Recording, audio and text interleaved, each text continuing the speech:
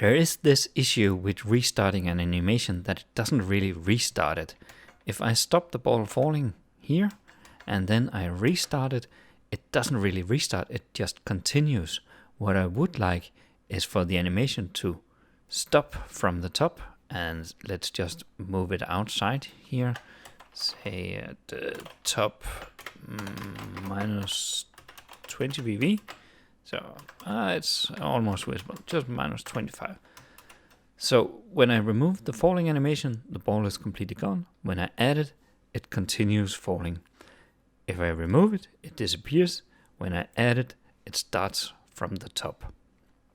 So that's really what I want, instead of just continuing. So if I take my ball container here and just remove the class list, remove falling, and then I re-add it again. Say just copy the line, as lazy as I am, and add it. So this should be the exact same thing as removing and adding.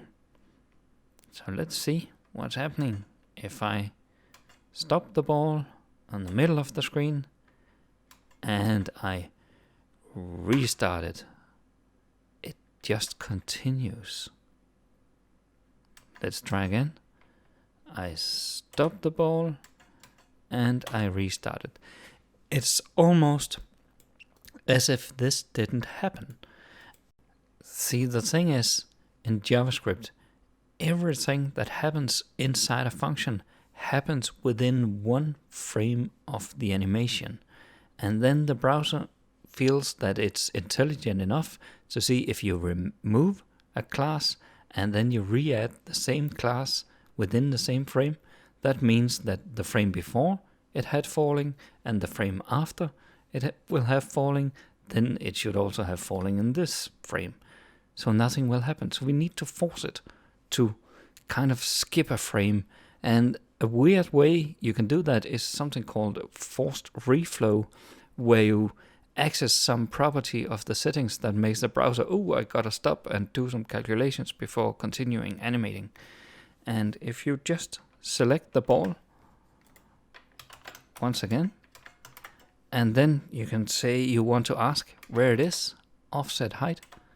You don't have to do anything with it. You don't have to change anything. You just ask it, where are you? And then the browser kind of hiccups and has to redraw everything. It's a bit of a hack, but let's see if it works.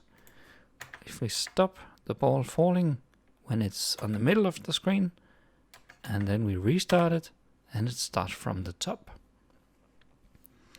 So these three lines, removing the animation, calling offset height. It doesn't have to be offset height. It could be any one of the offsets, offset left, top, height. I just take height because that comes first in the list. And then re-adding the same animation. If you are removing one animation and adding another, you do not need this hack. It's just for when you want to restart the same CSS animation within the same function.